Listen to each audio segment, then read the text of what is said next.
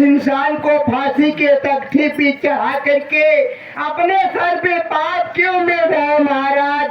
आप तो न्याय के सागर है, न्याय के रक्षक है, आपको सोच और समझ कर न्याय करना चाहिए। आज मैं पहली बार देख रही हूँ जो आपके ये राज दरबार में अन्याय हो रहा है महाराज। लेकिन जोगिन माता, मैं क्या देख रहा हूँ? इसे देखकर तुम्हारे आंखों में आंसू और तुम्हें देखकर इसके आंखों में आंसू। आखिर तुम इसे देखकर क्यों रो रही हो? महाराज, मैं इन्हें देख करके नहीं रो रही हूँ। फिर किसे देखकर रो रही हो? मैं तो आपको देख करके रो रही हूँ महाराज। मुझे देखकर? हाँ, मैं आपको देख करके रो रही हूँ। मुझे क्या हुआ है जो मुझे देखकर रो रही हो? महाराज, आप अगर इस निर्दोष इंसान की फांसी देते हैं तो आज के तीसरे दिन आपकी मृत्यु हो जाएगी। योगी माता बिल्कुल सत्य कह रही है। अगर आप इस निर्दोष की फांसी देते हैं तो वास्तव में आज के तीसरे दिन आपकी मृत्यु हो जाएगी। शेर सिंह, यही बात जोगी माता कह रही है, यही बात जोगी बाबा कह रहे हैं। लेकिन जोगी बाबा, मैं कैसे विश्वास कर लूं कि ये निर्दोष है? जी, अगर आपको मेरी बात विश्वास नहीं हो रहा है तो जिसके कहने पर इस निर्दोष की फांसी दे रहे हैं उसी को बुलाकर पूछ लीजिए। दूध का दूध, पानी का पानी खुद अलग हो जाएगा महाराज। ये फांसी तो मैं अपनी बेटी चंद्रकिरण के कहने पर दे रहा हूँ। तो महाराज जी, आप अपनी बेटी चंद्रकिरण को बुलाकर पूछ लीजिए, सच्चाई सामने खुद आ जाएगी। ठीक है शेर सिंह, मेरी बेटी चंद्रकिरण को हाजिर किया जाए।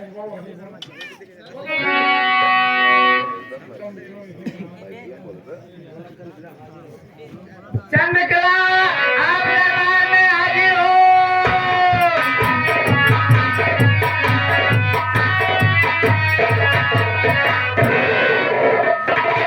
बेटी चंद्रकिरण, तुम तो जानती हो कि मेरे राज्य में न्याय हुआ है, अन्याय कभी नहीं हुआ है।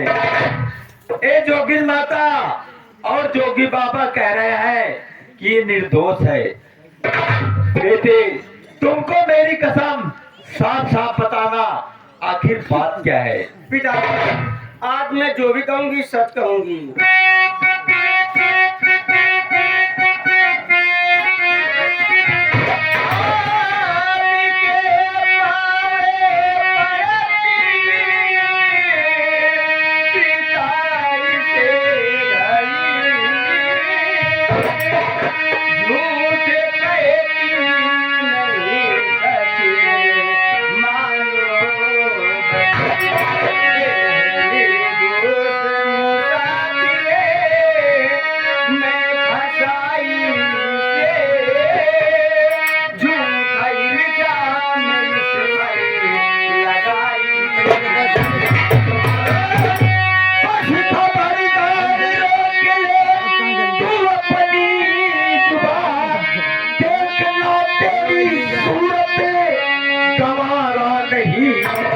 एक निर्दोषी को फांसी दिलवाई कर, पाप सर पे हमारे तुम मरवा रही।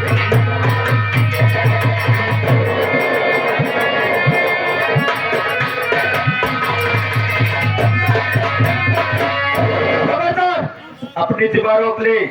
एक निर्दोष को फांसी दिलवाकर मेरे सर पर पाप बढ़ा रही है। पिताजी, मैं तेरी शक्ल नहीं देखना चाहता। दूर हो जा कबड्डी। महाराज जी, इस तरह आप अपनी बेटी को खामखा क्यों डांट रहे हैं? इसमें इस बेचारी का क्या दोष है? फिर किसका दोष है? दोष तो महाराज जी आपका है। मेरा दोष? मेरा क्या दोष है? महाराज जी, जरा आप सोचिए कि आप एक राज्य के मालिक हैं। आपको इतना भी ज्ञान नहीं है कि मेरी बेटी सयानी हो चुकी है, कहने का मतलब शादी योग्य हो चुकी है। अगर आप एक अच्छा सा लड़का देखकर आप अपनी बेटी की शादी कर दिए होते तो आज का दिन देखना नहीं पड़ता। शेर सिंह, जोगी बाबा जो बात कह रहे हैं ये बात सत्य है। अगर आज जोगी बाबा नहीं आए होते तो मेरे हाथ से बहुत बड़ा पाप हो जाता। महाराज जी, पाप ही नहीं बल्कि महापाप हो जाता। बैठे रहो। शेर सिंह, हाँ महाराज। इसे फांसी के तख्ते से नीचे उतारो। चलो जी नीचे आओ। शेर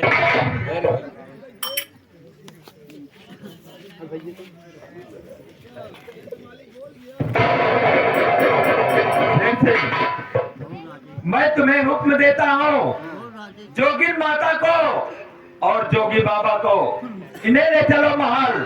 इन्हें अच्छा अच्छा भोजन देना, अच्छा अच्छा वस्त्र देना, नहलाना धुलाना और इनसे अच्छी अच्छी शिक्षा लेना। चलिए बाबू। मैं चल रहा हूँ महल में, इन्हें लेकर चलना। महाराज ठीक है।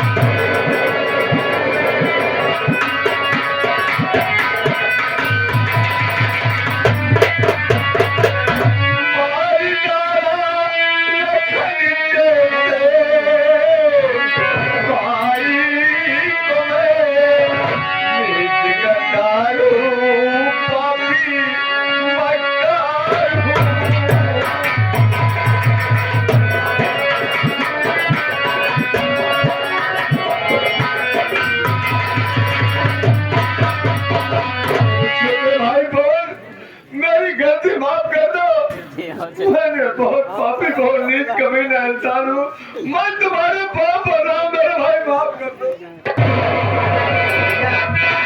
अगर मुझे शर्मिंदा लगता है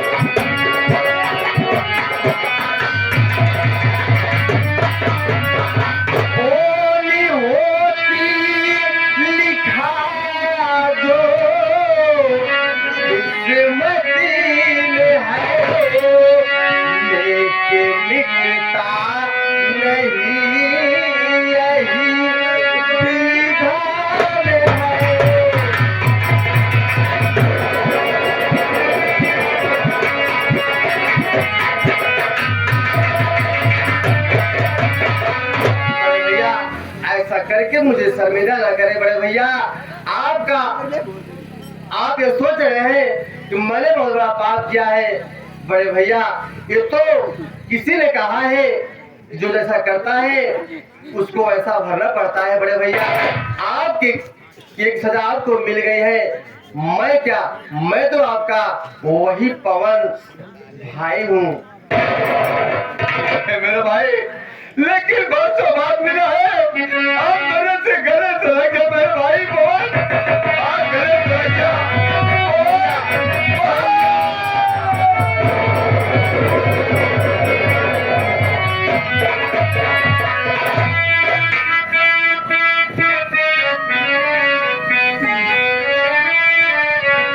तो है छैया कन्हैया मेरा लाल है, बापू का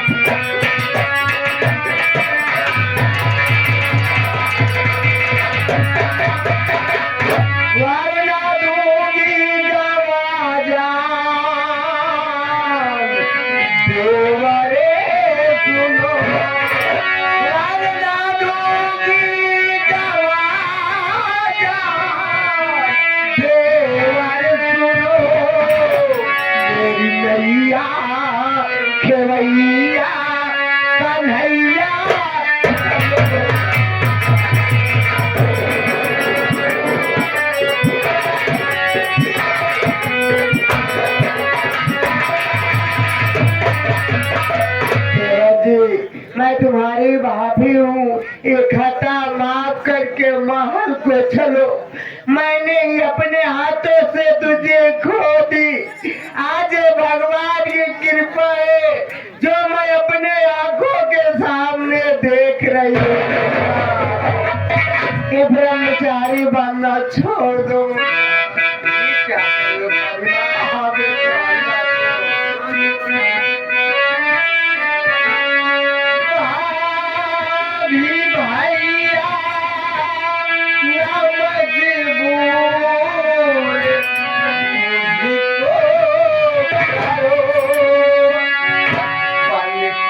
मजबूर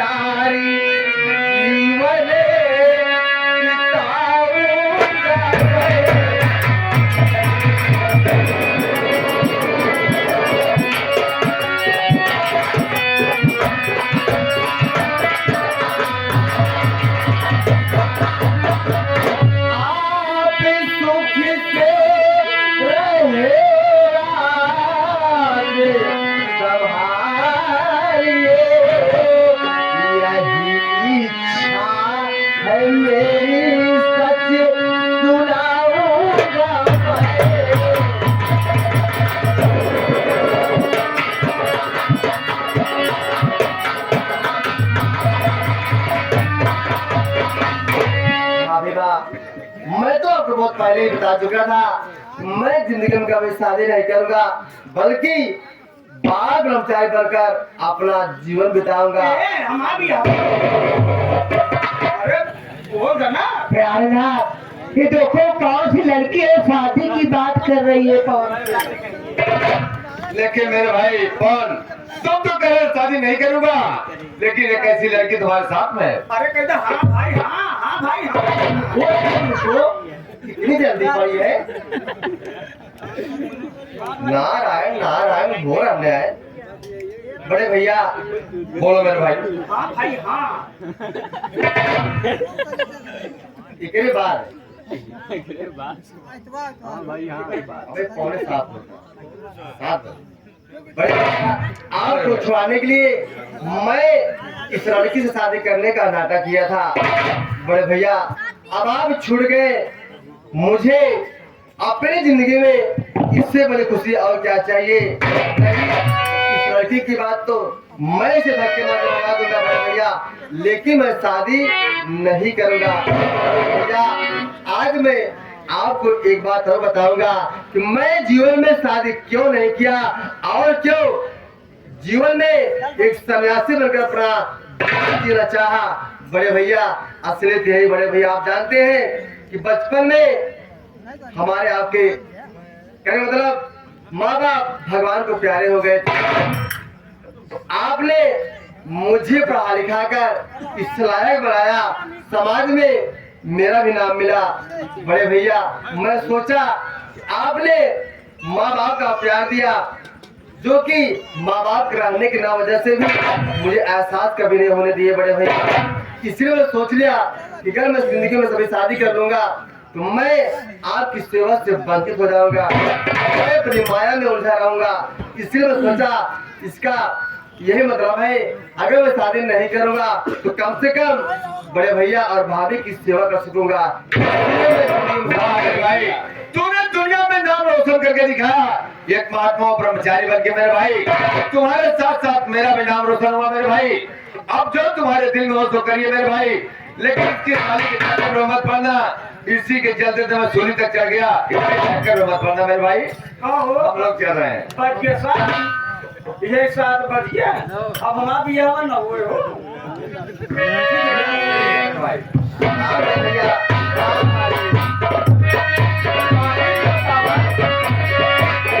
ये तू 7 बजे तक इंतजार करवा भी आवा ना हो, कहाँ जवाब हम के लगे। उसका भी रास्ता है हमारे पास, आप इसकी चिंता मत करिए। काहे देखिए, चिंता करी, चिंता थी धुआं चाहती है हम। पहले की बात मत किरण, आपके दिल में जो मेरे प्रति भ्रम है, जो उत्पन्न हो रहा है आपके हृदय में, मैं आपसे शादी करूंगा, लेकिन ये आपकी भूल है। आप जरा सोचिए, मैं एक सन्यासी बाल ब्रह्मचारी और एक ऐसा इंसान कभी शादी नहीं कर सकता। रही बात आपकी शादी की बात, तो अब आपके महाराज की कहने मतलब आपके पिताजी की आंखें खुल गई है। अब वो कभी अपने राज्य में अन्याय नहीं करेंगे बल्कि न्याय करेंगे। वो न्याय अब आपके साथ होगा। आपकी शादी एक अच्छे परिवार में अच्छे लड़के से शादी होगी, जिससे तुम्हारा भी जीवन खुशहाल ए मेरा मालिक का बियाह न होए, अब यही रह के पड़े बियाह में भद्रा लग गया। तो हाँ बाबूजी, ये रहे हमारे मास्टर श्री दयाराम जी के द्वारा खेले गए संगीत, जिस संगीत का नाम था दोस्त बना दुश्मन। दोस्त बना दुश्मन उब जवानी की। हम कलाकारों से जाने अनजाने में कोई गलतियां हो गई हो तो बाबूजी अपना भाई अपना बच्चा समझकर क्षमा कीजिएगा। जय भारत।